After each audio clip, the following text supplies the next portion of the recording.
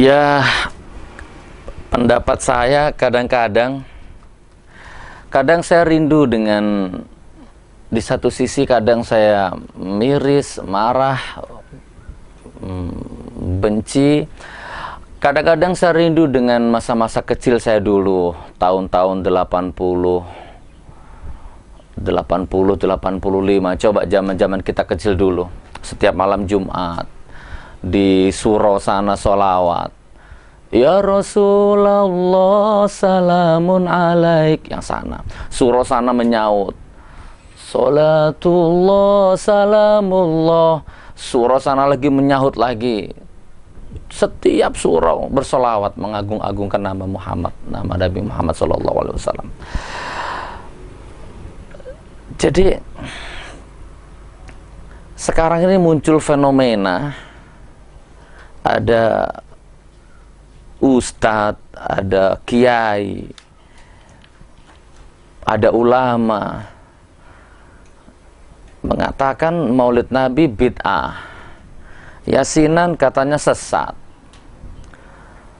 apalagi tahlilan katanya tidak pernah diajarkan Rasulullah. Ini muncul, diakui atau tidak, ini membuat keresahan di masyarakat. Iku gatel arek iku ancene ngono iku ya. Jadi menurut saya, piye ngomong ya, maulutan terus jalan, yasinan terus jalan, maulid Nabi, yasinan, sholawatan, apapun jalan.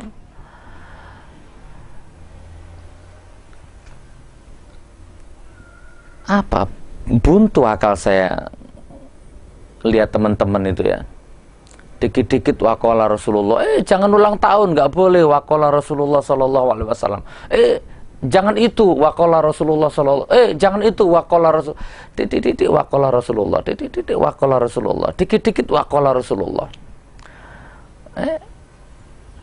Untuk memahami agama Allah ini kan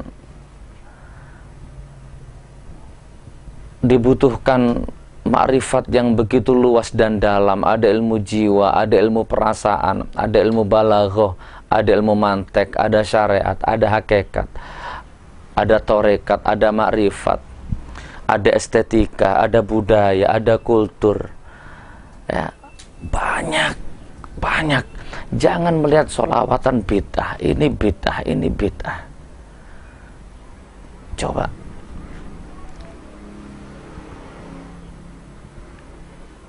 Jadi kadang-kadang kostum, surban, jilbab itu yang menciptakan aura prosedur yang terlalu ribet dan jelimet dalam dirimu dalam menghadap Allah itu. Udah biasa saja. Bloko Sutowan kalau orang Jawa Timur bilang.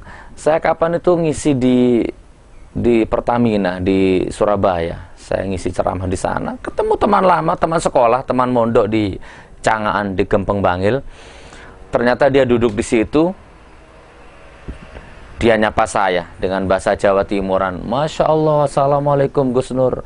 Aduh, antum sudah jadi ustadz, sudah jadi orang besar. Saya lupa, kamu siapa? Saya lupa. Begitu saya ingat dia, waduh, keluar Jawa Timuran. Jancuk dobol awakmu ta. Dan dia tertawa, kita berpelukan, kita tidak ada tersinggung apa-apa. Sekarang nih ustadz kok ngomong dobol, ustadz kok ngomong jancuk, ustadz apa? Loh, kalau kamu ngomong sama bapakmu jancuk, bapak dobol, bapak, itu baru nggak boleh. Kalau ngomong sama bapak, Pak sambung dahar, Pak monggo nedo, kan gitu kromo inggilnya. Kalau sama teman-teman akrab, kok nes badok, wis jeglak, nggak masalah.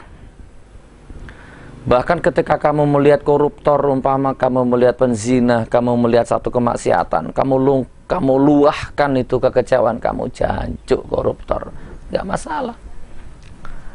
Jadi sudahlah, jangan terlalu sempit teman-teman ya. Sholawat ayatnya jelas, innallaha wa malaikatahu yusholluna 'alan nabi. Sesungguhnya Allah dan para malaikatnya bersolawat kepada Nabi. Jelas, perintah, wajib. Boleh modern, boleh tradisional. Tradisional pakai marawis. Kalau modern pakai organ, pakai gitar, pakai keyboard, nggak masalah. Nggak masalah. Ini ustadz dikit-dikit bid'ah, dikit-dikit sesat, dikit-dikit haram. Terus gimana? Piye coba? Masya Allah. Jadi menurut saya, ini saya ringkas ya, menurut saya, memahami Rasulullah itu, coba lihat Rasulullah itu dari 4 sudut pandang. Fahami, pelajari, dan lihat Rasulullah itu dengan 4 dimensi, 4 kategori. Ini kata Gus Miftah yang dari Bantul apa dari Jogja itu. Pertama, lihat Rasulullah itu sebagai manusia biasa. Coba catat, pahami Rasulullah sebagai manusia biasa. Kedua, pahami Rasulullah itu sebagai orang Arab. Nah ini, orang Arabnya. Yang ketiga, pahami Rasulullah itu sebagai Rasul dan Nabi. Yang keempat, pahami Rasulullah itu dari sisi ibadahnya. Yang pertama, pahami Rasulullah ini sebagai manusia biasa. Sesempurna apapun, beliau tetap manusia biasa. Laqad ja'akum rasulun min anfusikum azizun 'alaihi ma 'anittum harisun 'alaikum bil mu'minina raufur rahim. Lihat Rasulullah ini dari sisi manusia biasa. Maksudnya begini, sebagai manusia biasa Rasulullah punya hobi, punya kesukaan. Hobinya Rasulullah banyak, memanah, berkuda. Dari segi kuliner, Rasulullah paling hobi sekali makan mendo. Apa mendo itu? Kambing, domba. Rasulullah paling hobi makan domba, makan kambing. Ini hobinya Rasulullah. Nah, Anda orang Indonesia boleh ikuti hobinya Rasulullah ini, tidak ikuti juga boleh. Loh, kalau Anda punya penyakit darah tinggi, Anda stroke, terus mentang-mentang begitu, mengikuti hobi Rasulullah, Anda makan kambing, modar gue, bongkok. Coba, fahami Rasulullah, tidak semuanya hobi Rasulullah harus kita tiru. Yang kedua, Rasulullah ini,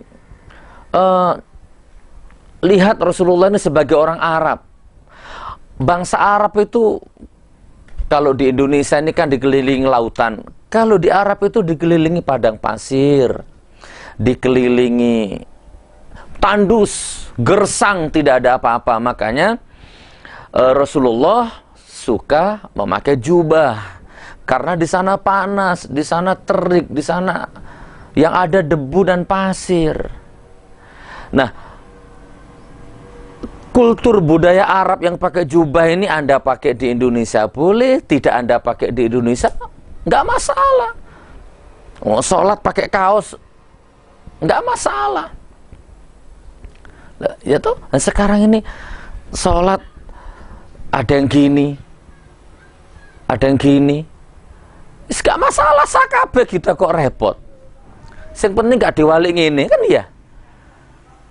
Sudahlah. Hentikan. Kalau kamu merasa benar, merasa suci, sudah suci sendiri. Tidak usah menyesat-nyesatkan orang lain, membid'ah-bid'atkan orang lain. Dan kalau kamu, makanya teman-teman ya, saudara-saudaraku semua, baik yang di Indonesia ataupun di negara-negara lain, sudahlah, sekarang ini Anda jangan terlalu gampang terpesona, gampang kagum dengan orang yang berpenampilan pakai jubah, pakai surban, aduh batuk ireng-ireng.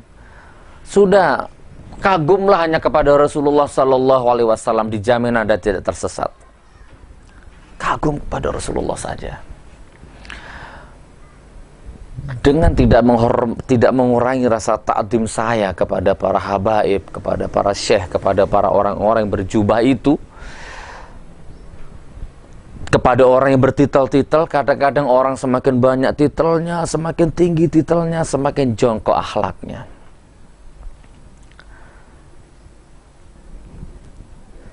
Sudah, nggak usah kagum dengan orang-orang begitu. Kagumlah kepada Rasulullah SAW. Dan Anda jangan lupa, Abu Lahab, Abu Jahal, paman Rasulullah sendiri, beliau juga berjubah, beliau juga berjenggot, bahkan beliau setiap hari ketemu Rasulullah. Tapi bagaimana Anda tahu sejarahnya? Walaupun beliau berjubah, walaupun beliau berjenggot, berangkap-rangkap surban, tapi hati beliau gelap, hitam berkarat, dan tidak ada sambungan nur sama sekali dengan Rasulullah. Jadi hati-hati dengan orang-orang yang suka membid'ah-bid'ahkan orang itu. Hati-hati.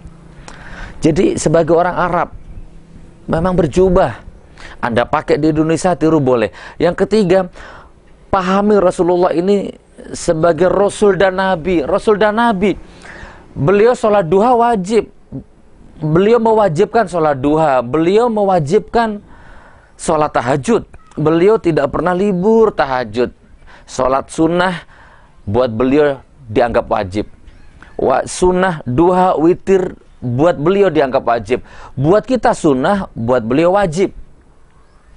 Kalau Anda mampu ikuti, ikuti. Tidak mampu ikuti, itu sunnah. Yang terakhir, coba lihatlah Nabi Muhammad itu, Rasulullah itu, dari sisi ibadahnya. Rasulullah bersabda, beribadahlah kamu sebagaimana aku beribadah. Jadi ngomong-ngomong ibadah itu ada mahdhah, ada muamalah. Sama dengan sholawat. Sholawat ada sholawat undah, ada sholawat ziyadah. Ada sholawat yang pakem, yang tidak boleh diganggu-ganggu, sholawat undah atau sholawat mahdhah. Di dalam sholat umpama, asyhadu an la ilaha illallah wa asyhadu anna muhammadur rasulullah, Allahumma sholli ala sayyidina Muhammad wa ala ali sayyidina Muhammad. Itu undah, itu mahdhah, jangan dirubah-rubah. Jangan terus di dalam sholat sholawatnya diganti, asyhadu an la ilaha illallah wa asyhadu anna Muhammadar Rasulullah, terus kemudian ada sholawat Sidna Nabi, Sidna Nabi. Ya, tidak boleh. Sudah jelas. Jadi, oke, saya ringkas. Ini Anda baca ayat, baca hadis, nggak dilihat asbabun nuzulnya, nggak dilihat madulnya, ditelan mentah-mentah. Habis itu ceramah di YouTube, ya semuanya dibid'ah-bid'ahkan. Nanti kalau dibalik tanya, kamu ceramah pakai mobil, naik pesawat, itu bid'ah, apa jawabannya? Dalilnya, itu kan maksudnya di wilayah ibadah yang tidak pernah diajarkan Rasulullah. Sholat Jumat itu Rasulullah nggak pernah pakai mic. Sholat Jumat bid'ah. Kalau Anda sholat Jumat di beberapa negara, Masya Allah, di Palu sini kalau sholat Jumat, Bilalnya itu sambil menunggu khotibnya naik ke mimbar, dia bersimpuh seperti begini. Rasulullah tidak pernah seperti itu. Terus bagaimana? Apa harus kita bid'ah-bid'ahkan? Sudahlah. Ayo, rahmatan lil alamin. Sholat subuh pakai kunut bagus, sholat subuh tidak pakai kunut bagus. Yang pakai kunut bagus, yang tidak pakai kunut bagus. Yang tidak bagus, tugas kita adalah membangunkan orang-orang ngoprak uang sehingga sholat subuh. Kan begitu. Orang sholawatan, kenapa sholawatan bagus, Masya Allah. Bila perlu tiap hari sholawatan, maulidan, yasinan, membaca Quran kok disesat-sesatkan. Wis yo, jadi wis lek ana wong ngono-ngono ku ndang celuk ndang wis gatel, dobel, gak usah direken. Sudah, yang penting tambah terus cintamu kepada Rasulullah, Rasulullah. Ibadah tidak sama dengan Rasulullah, dikit-dikit nggak masalah. Rasulullah kalau takbir Allahu Akbar, kata Rasulullah, di atasnya pusat di bawahnya dada, tangannya mencengkeram pergelangan, boleh. Tapi sekarang coba Anda lihat, ada yang terlalu tinggi, ada yang terlalu pendek, ada yang miring. Semua bagaimana? Mau disesat-sesatkan? Nggak masalah. Yang penting tidak Allahu Akbar, jangan malang kerik, kan harus beres toh. Ya segitu aja ya. Mudah-mudahan ini manfaat. Jadi sudah gitu saja. Tetap sholawat, cintai, basahi lisanmu dengan sholawat, insya Allah. Insya Allah. Karena kuncinya surga hanya satu, yaitu syafaat Nabi Muhammad SAW.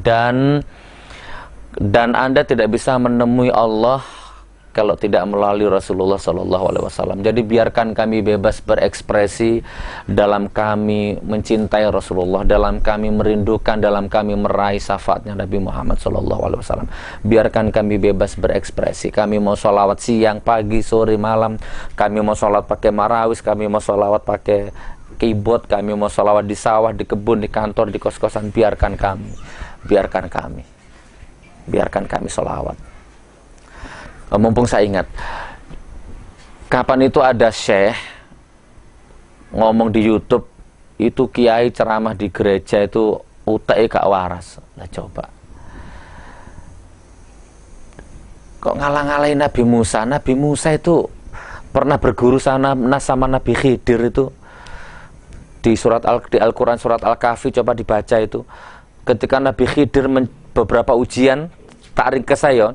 Begitu Nabi Khidir mencekik anak kecil, Nabi Musa berteriak, Khidir, anak kecil belum ada dosanya, kenapa kamu cekik? Nabi Musa saja kecelik. Dengan tingkat ma'rifatullahnya Nabi Khidir, lah antum ini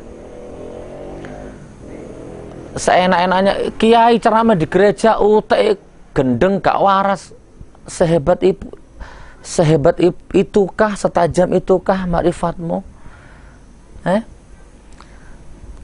Seorang pendeta datang ke saya, Gus Nur, bisa nggak ngisi di jemaah saya di gereja? Loh, Pak Pendeta, nggak keliru tak? Nggak apa-apa, kami ingin melihat, kami ingin mendengarkan Rasulullah itu seperti apa menurut kacamatanya Gus Nur, dan saya ingin melihat sebenarnya toleransi di dalam beragama itu seperti apa. Tolong Gus Nur sampaikan ke jemaat saya di gereja. Loh, kan logikaku mikir, aku sing ceramah, saya yang ceramah, dan pendeta, orang-orang itu yang mendengarkan ceramah saya. Bukan saya yang duduk termenung mendengarkan khutbahnya pendeta itu. Apa ruginya? Apa ruginya coba? Dan Anda bisa bilang utek gak waras. Sampai detik ini, saya jamin insya Allah sampai detik ini tidak secuil pun akidah saya luka dengan gara-gara saya ceramah di gereja, ceramah di depan pendeta. Gak ada. Kalau sudah ngomong tauhid, ngomong akidah, jangan dengan mata lahir begitu. Saya takdim dengan Anda ini sebenarnya, ya Syekh Habib, suaranya enak, sholawat, habis sholawatan menyebut nama Rasulullah, terus kemudian Anda lantang kiai utek gak waras, amplop uang materialistis. Hati-hati. Afan Habib ya, afan. Oke, saya akhiri wabillahi taufiq wal hidayah wa ridhal inayah. Wassalamualaikum warahmatullahi wabarakatuh.